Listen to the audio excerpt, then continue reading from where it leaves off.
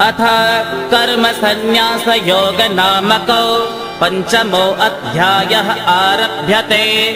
अर्जुन उवाच संन्यासं कर्मणां कृष्ण पुनर्योगं च शंससि यच्छ्रेय एतयोरेकं तन्मे ब्रूहि सुनिश्चितम्। अध्याय 5 प्रथम श्लोक। अर्जुन ने कहा, हे कृष्ण, आप कर्मों के स्वरूप से त्याग करने की ओर फिर कर्मयोग की प्रशंसा करते हैं। अतः इन दोनों साधनों में जो एक निश्चित रूप से कल्याणकारक हो उसको मेरे लिए कहिए। श्री भगवानुवाच संन्यास कर्म योगश्च निःश्रेयस्य करावुभौ तयोस्तु कर्म संन्यासात् कर्म योगो विशिष्यते।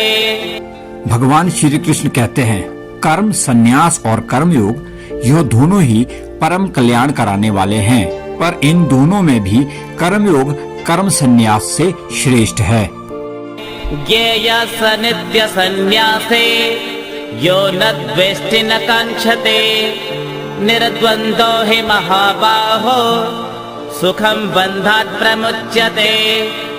हे वीर अर्जुन, जो न किसी से द्वेष करता है और न ही किसी से आकांक्षा करता है, उस कर्मयोगी को सदा सन्यासी ही जानना चाहिए, क्योंकि राग द्वेष आदि द्वारा द्वंद्वों से रहित पुरुष सुख पूर्वक संसार बंधन से मुक्त हो जाता है। सांख्य योग पृथक बालाः प्रवदन्ति न पंडिताः एकमप्यास्थितं सम्यक् उभयोर्विन्दते फलम्। बालक अर्थात बाल बुद्धि के लोग सांख्य अर्थात संन्यास और योग को परस्पर भिन्न समझते हैं। किसी एक में भी सम्यक प्रकार से स्थित हुआ पुरुष दोनों के फलों को प्राप्त कर लेता है। यत् सांख्ये प्राप्यते स्थानं तद् योगैरपि गम्यते एकं सांख्यं च योगं च यः पश्यति स पश्यति। ज्ञान योगियों द्वारा जो गति प्राप्त की जाती है, कर्म योगियों द्वारा भी वही प्राप्त की जाती है। इसलिए जो पुरुष ज्ञान योग और कर्म योग को अर्थात फल से एक देखता है, वही ठीक देखता है। संन्यासस्तु महाबाहो दुःखमाप्तुमयोगतः योगयुक्तो मुनिर्ब्रह्मा न चिरेणाधिगच्छते। परंतु हे वीर अर्जुन, योग के बिना संन्यास प्राप्त होना कठिन है। योग युक्त मननशील पुरुष परमात्मा को शीघ्र ही प्राप्त होता है। योग युक्तो विशुद्धात्मा विजितात्मा जितेन्द्रियः सर्वभूतात्मा भूतात्मा कुर्वन्नपि न लिप्यते। अपने मन को वश में करने वाला, जितेंद्रिय, विशुद्ध अंतकरण वाला और सभी प्राणियों को अपना आत्म रूप मानने वाला कर्मयोगी कर्म करता हुआ भी उससे लिप्त नहीं होता है। नैव किंचित् करोमीति युक्तो मन्येत तत्त्ववित् पश्यन् शृण्वन् स्पृशन् जिघ्रन् अस्नन् गच्छन् स्वपन् श्वसन्। तत्व को जानने वाला देखते हुए, सुनते हुए, स्पर्श करते हुए, सूंघते हुए, खाते हुए, चलते हुए, सोते हुए, सांस लेते हुए यह माने कि मैं कुछ भी नहीं करता हूँ। प्रलपन् विसृजन् गृह्णन् उन्मिषन् निमिषन्नपि इन्द्रियाणीन्द्रियार्थेषु वर्तन्त इति धारयन्। बोलते हुए, त्यागते हुए, ग्रहण करते हुए तथा आंखों को खोलते बंद करते हुए भी सब इंद्रियां ही अपने अपने कार्यों में लगी है, ऐसा धारण करें। ब्रह्मण्याधाय कर्माणि संगम त्यक्त्वा करोति यः लिप्यते न स पापेन पद्मपत्रमिवाम्भसा। जो पुरुष आसक्ति रहित होकर सब कर्मों को ब्रह्म अर्थात यहाँ प्रकृति द्वारा होने वाला जानकर करता है, वह पाप से उसी प्रकार लिप्त नहीं होता है जैसे जल से कमल का पत्ता। कायेन मनसा बुद्ध्या केवलैरिन्द्रियैरपि योगिनः कर्म कुर्वन्ते संगम त्यक्त्वात्मशुद्धये। योगी जन शरीर, मन, बुद्धि और इंद्रियों द्वारा आसक्ति को त्याग कर आत्म शुद्धि अर्थात चित्त शुद्धि के लिए कर्म करते हैं। युक्तः कर्म फलं त्यक्त्वा शान्तिमाप्नोति नैष्ठिकीम्। अयुक्तः कामकारेण फले सक्तो निबध्यते। कर्मयोगी कर्मों के फल का त्याग करके सदा रहने वाली शांति को प्राप्त होता है और सकाम पुरुष कामना करने के कारण उस कर्म के फल में आसक्त होकर बंधता है। सर्वकर्माणि मनसा सन्न्यस्यास्ते सुखं वशे नवद्वारे पुरे देहे नैव कुर्वन्न कारयन्। अंतःकरण को अपने वश में करके सब कर्मों को मन से त्याग कर ना उन्हें करता हुआ और ना करवाते हुए ही 9 द्वारों वाले शरीर रूपी घर में योगी सुख पूर्वक रहे। न कर्तृत्वं न कर्माणि लोकस्य सृजति प्रभुः न कर्मफल संयोगं स्वभावस्तु प्रवर्तते। योग मात्र के लिए प्रभु अर्थात ईश्वर न कर्तव्य न कर्म न कर्म फल के संयोग को रचता है, परंतु प्रकृति सब कुछ करती है। न दत्ते कस्यचित् पापं न चैव सुकृतं विभुः अज्ञानेनावृतं ज्ञानं तेन मुह्यन्ति जन्तवः। सर्वव्यापी आत्मा ना किसी के पाप कर्म को ग्रहण करता है ना किसी के शुभ कर्म को, पर ज्ञान के अज्ञान द्वारा ढके होने से सब मनुष्य उस अज्ञान से मोहित हो रहे हैं। ज्ञानेन तु तदज्ञानं येषां नाशितमात्मनः तेषामादित्यवत् ज्ञानं प्रकाशयति तत्परम्। परंतु जिनका वह अज्ञान आत्मज्ञान से नष्ट हो जाता है उनके लिए वह ज्ञान सूर्य के सदृश परमात्मा को प्रकाशित करता है। तद्बुद्ध्यस्तदात्मानः तन्निष्ठाः तत्परायणाः गच्छन्त्यः पुनरावृत्तिम् ज्ञाननिर्धूतकल्मषाः। जिनका मन तत्व अर्थात ब्रह्म या आत्म रूप हो रहा है, जिनकी बुद्धि तत् अर्थात ब्रह्म रूप हो रही है और जो निरंतर तत् अर्थात ब्रह्म में ही निष्ठा वाले हैं, ऐसे ज्ञान द्वारा निष्पाप हुए पुरुष परम गति को प्राप्त करते हैं।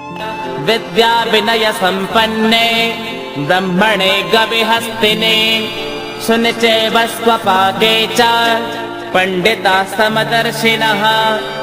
ऐसे ज्ञानी जन विद्या और विनय युक्त ब्राह्मण में गाय में हाथी, कुत्ते और चंडाल को समान देखते हैं। इहैव तर्जितः सर्गो येषां साम्ये स्थितं मनः निर्दोषं हि समं ब्रह्म तस्मात् ब्रह्मणि ते स्थिताः।